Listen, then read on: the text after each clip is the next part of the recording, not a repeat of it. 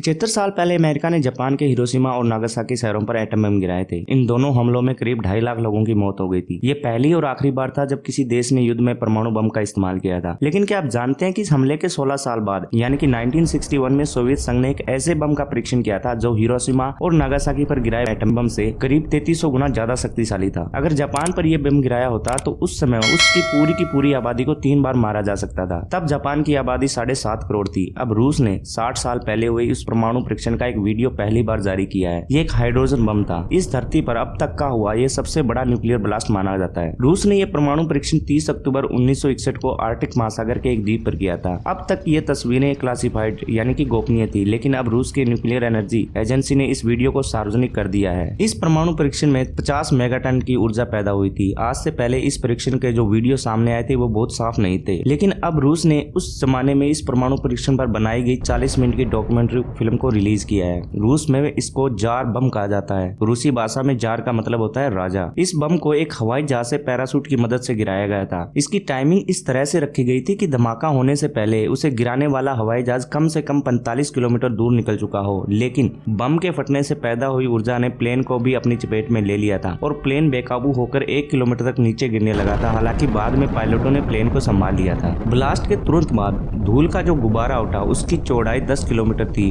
और जो आग और गर्मी निकली उसका ऊपरी हिस्सा कुछ ही सेकंड में 20 किलोमीटर के दायरे में फैल गया। इसे न्यूक्लियर मशरूम कहा जाता है क्योंकि एक मशरूम की तरह दिखता है। धमाके के 40 सेकंड के बाद इस बम से निकली आग आसमान में 30 किलोमीटर ऊपर तक गई और ये देखते ही देखते 90 किलोमीटर के दायरे में फैल गई थी। कुछ और सेकंड के बाद आग की लपटें 30 किलोमीटर से बढ़कर 60 से 65 किलोमीटर तक पहुंच गई थी। इस धमाके का असर 1000 किलोमीटर दूर तक महसूस किया गया था। ये हाइड्रोजन बम आकार में 26 फीट लंबा था। इसका वजन 24,000 किलोग्राम था। उस समय के रूसी वैज्ञानिकों का मानना था कि इसका असली युद्ध में इस्तेमाल करना आसान नहीं होगा। इस समय दुनिया के 6 देशों के पास हाइड्रोजन बम है। ये देश हैं रूस, अमेरिका, ब्रिटेन, फ्रांस, भारत और नॉर्थ कोरिया। अब आपको ये समझना चाहिए कि एक हाइड्रोजन और एक एटम बम में फर्क क्या होता है। ये दोनों ही परमाणु हथियार हैं। दोनों ही में यूरेनियम या प्लूटोनियम का इस्तेमाल होता है। एक एटम बम की टेक्नोलॉजी को फ्यूजन कहा जाता है, यानी जब किसी एक बम में विस्फोट होता है तो अणु 2 हिस्सों में टूटने लगते हैं और इससे बड़ी मात्रा में ऊर्जा निकलती है। जबकि हाइड्रोजन बम की टेक्नोलॉजी को फ्यूजन कहते हैं। इसमें अणु टूटते नहीं बल्कि 2 अणुओं के टकराने से एक तीसरा अणु पैदा होता है। इससे भारी मात्रा में ऊर्जा पैदा होती है जो आग की शक्ल में तबाही लाती है। हाइड्रोजन बम को बनाना एटम बम बनाने की तुलना में ज्यादा मुश्किल होता है, लेकिन ये वजन में हल्का होता है, इसलिए इसका इस्तेमाल मिसाइल में भी किया जा सकता है। रूस के हाइड्रोजन बम ने 35 किलोमीटर के दायरे में सब कुछ जलाकर राख कर दिया था। जिस दौर में रूस ने ये परीक्षण किया था वो शीत युद्ध का दौर था।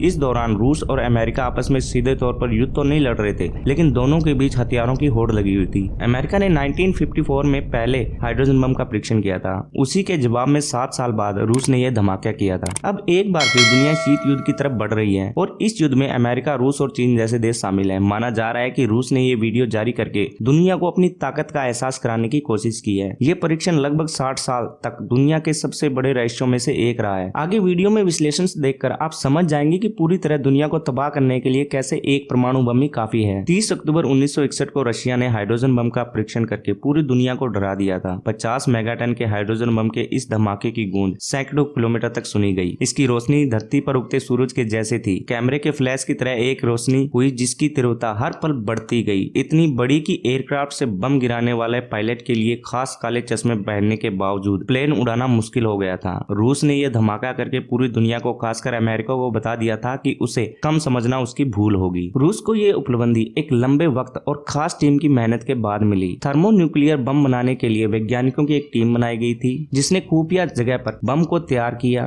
बम के परीक्षण के लिए एयरक्राफ्ट बम केस का इस्तेमाल हुआ जो खास तौर से बम को एयरक्राफ्ट में लगाने के लिए तैयार किया जाता है। हाइड्रोजन बम के लिए खास केस बनाया गया जो 100 मेगाटन ऊर्जा को झेल सके। बम के पीछे पैराशूट लगाने के लिए फ्लैप भी लगाए गए थे। पैराशूट इसलिए लगाए गए थे ताकि बम अपनी तय जगह पर खास स्थिति में गिरे। हाइड्रोजन बम के परीक्षण के लिए नोवाया जेमेलिया को चुना गया। ये टेस्टिंग साइट एक हाइड्रोजन बम के परीक्षण के लिए सबसे सुरक्षित मानी गई थी। इसी के पास कोला पेनिनसुला एयरबेस तक ट्रेन के जरिए हाइड्रोजन बम को पहुंचाया गया। ट्रेन से ले जाने के लिए एक खास कैरेज बनाया गया था और सुरक्षा का खास ध्यान रखा गया था। बम को जिस एयरक्राफ्ट से गिराया जाना था वो रूस का Tu-95 बम्बर एयरक्राफ्ट था। इसकी खासियत ये थी कि ये 26 टन का वजनी बम को ले जाने में सक्षम था। हाइड्रोजन बम के रेडिएशन से बचने के लिए इस पर खास पेंट भी किया गया था। हाइड्रोजन बम के धमाके की हर जांच के के लिए विमान में खास उपकरण लगाए गए थे। इसमें हीट और शॉक पल्स मापने के यंत्र भी थे। साथ ही में इसमें एक वीडियो कैमरा भी लगाया गया था जिससे धमाके की तस्वीर ली जा सके। इस परीक्षण को निगरानी के लिए बनाया गया कमांड पोस्ट परीक्षण की जगह से 260 किलोमीटर दूर था। हालांकि कम्युनिकेशन के लिए परीक्षण की जगह से 90 किलोमीटर दूर D8 परीक्षण साइट पर भी लैब और सपोर्ट स्टाफ मौजूद था। धमाका जहां होना था वहां पर उसकी तीव्रता मापने के लिए सभी तरह के उपकरण लगाए गए थे। D8 टेस्टिंग साइट पर बेलुसुआ बे में वारशिप भी तैनात किए गए थे। मुख्य टेस्टिंग साइट से 17 किलोमीटर दूर कैमरे लगाए गए थे ताकि धमाके की तस्वीरें ली जा सके। 29 अक्टूबर को इस बम से जुड़ी सभी जांच पूरी कर ली गई थी। यहां तक कि एक रात पहले तक बम और एयरक्राफ्ट की हर तरीके की जांच की गई ताकि परीक्षण में किसी तरह की गलती ना हो। बम को एयरक्राफ्ट से ले जाने वाले पायलट को भी आखिरी चंद जानकारियां दी गई जो कि इससे पहले गुप्त रखी गई थी। 30 अक्टूबर 1961 को सुबह टीन U-95 बम्बर ने हाइड्रोजन बम को लेकर उड़ान भरी। हाइड्रोजन बम वाले एयरक्राफ्ट के साथ एक एयरक्राफ्ट और भी उड़ान भर रहा था। इस खास विमान में वैज्ञानिकों की एक टीम थी और इसमें एक लैब भी बनाई गई थी। वैज्ञानिकों ने तय किया था कि हाइड्रोजन बम्स को गिराने से पहले एयरक्राफ्ट की ऊंचाई 10,500 मीटर रहेगी। जैसे ही परीक्षण स्थल आया बम गिराने वाला सिस्टम ऑटोमेटिक मोड में चला गया। ऑटोमेटिक मोड में जाते ही D8 टेस्टिंग साइट से बम गिराने का फैसला लिया गया। काउंटडाउन शुरू हो गया। पैराशूट की मदद से बम ठीक जगह पर गिरा।